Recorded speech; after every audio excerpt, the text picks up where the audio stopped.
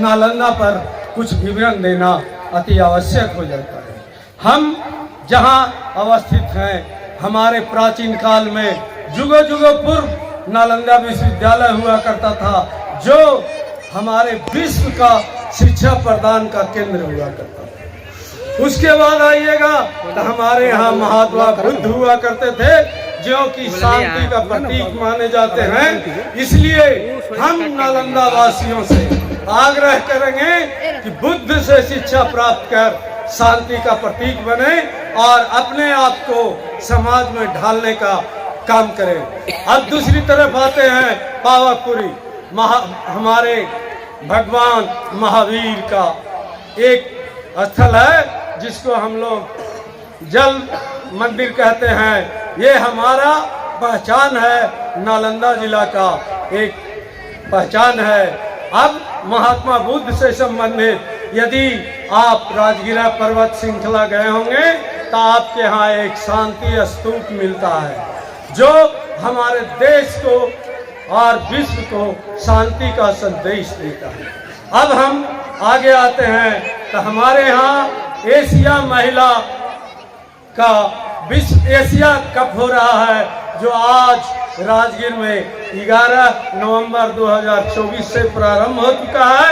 और यह नालंदा का नाम और राजगिरा का नाम आज एशिया में सुशोभित है। इसलिए हम भथरवासी को कहते हैं कि आप अपना नाम भी इस कड़ी में जोड़ लीजिए। अब इस पर हम संसद महोदय का 2 शब्द।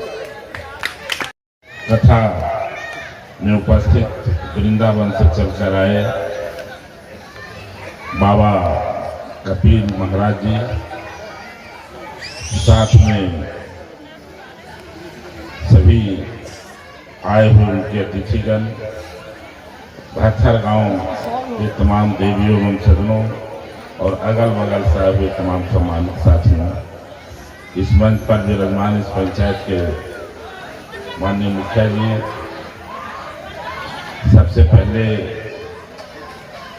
मैं गांव वासियों को बधाई और धन्यवाद देता हूं कि आपने, मैं सौभाग्यशाली समझता हूं अपने को कि बथर गांव में भागवत गीता एक कथा में आप लोगों ने मुझे बुलाया।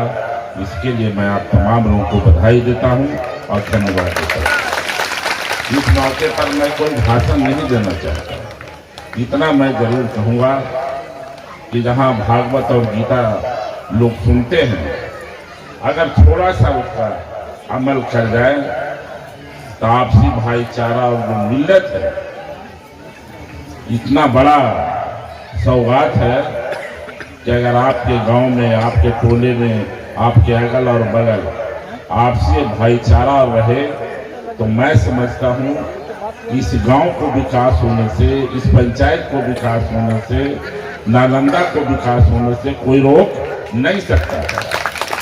जब तक आपसी भाईचारा और मिल्लत रहेगा तो गांव का भी विकास होगा और राज्य का भी विकास होगा और देश का भी विकास होगा। ऐसे मौके पर हम इतना ही आपसे कहेंगे कि आज पश्चिमी सभ्यता की ओर लोग जा रहे हैं। हम देख रहे हैं कि फिल्मी दुनिया की तर्ज पर हमारे बच्चे आज जो बाहर जा रहे हैं, और इस गांव के लोगों ने एक पुनीत काम करके भागवत कथा करा करके यह साबित कर दिया कि हम लोग वो सनातन धर्मी हैं, वो सनातन को भूलने वाले नहीं है। जो गीता का ज्ञान पाएगा उसे आगे बढ़ने से कोई रोक नहीं सकता है। मैं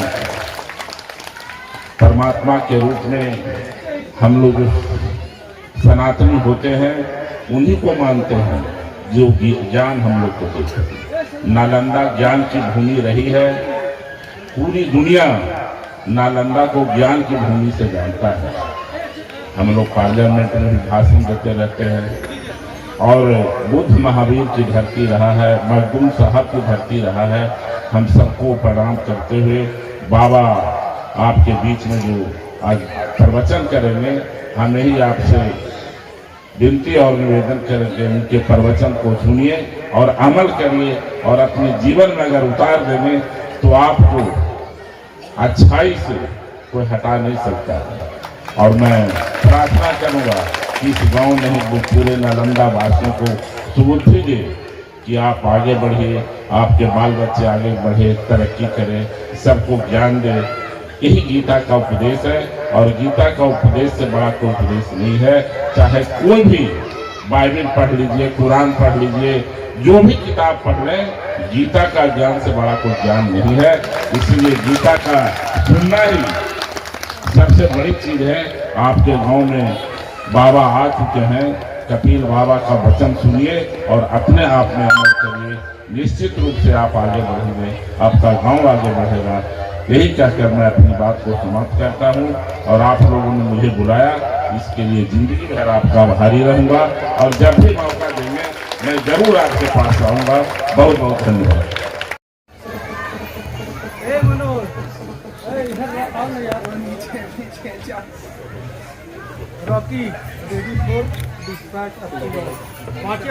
आज सबसे पहले तो भागवत कथा में 72 ग्रामवासियों ने मुझे बुलाया है, इसके लिए मैं पूरे ग्रामवासी को बधाई देता हूं, धन्यवाद देता हूं और आभार व्यक्त करता हूं कि आपने छोटा भी कार्यक्रम होता है, बड़ा भी होता है, आप हम लोग को बुलाते हैं।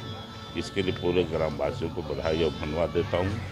और भागवत कथा तो ऐसी चीज़ है, ये अमृत वाणी है। जो भागवत कथा सुन ले और अपने जीवन में अगर उतार ले तो अपने जीवन को उत्थान कर सकता है।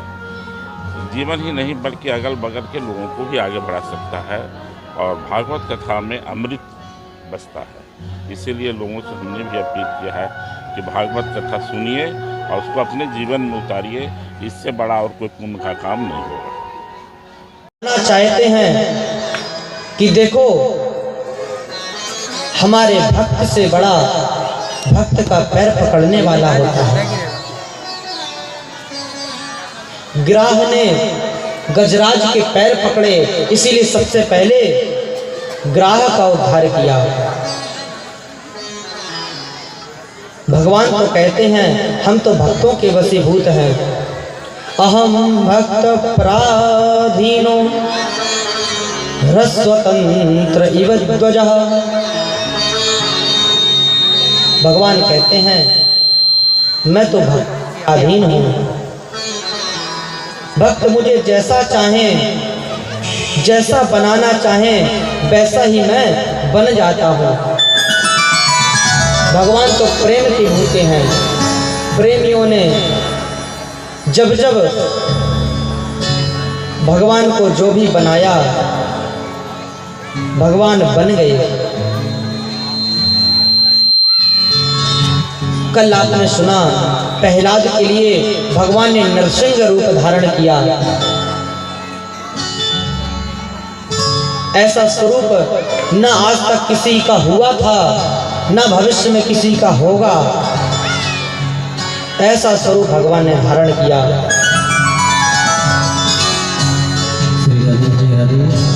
भोली बाकी बिहारी लाल की। आइए छोटा सा भजन सुन लेते हैं। मुझे आपने अपना बनाया, मेहरबानी आपकी। शीशे को हीरा बनाया, मेहरबानी आपकी। आपने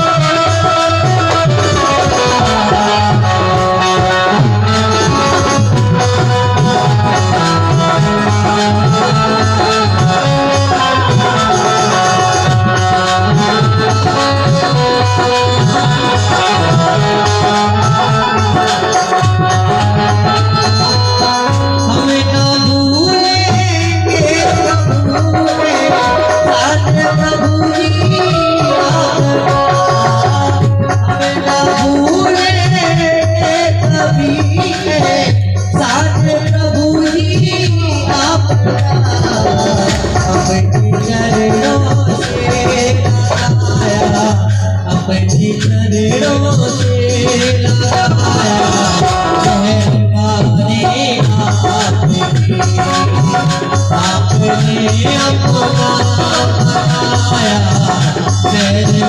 मेरी रात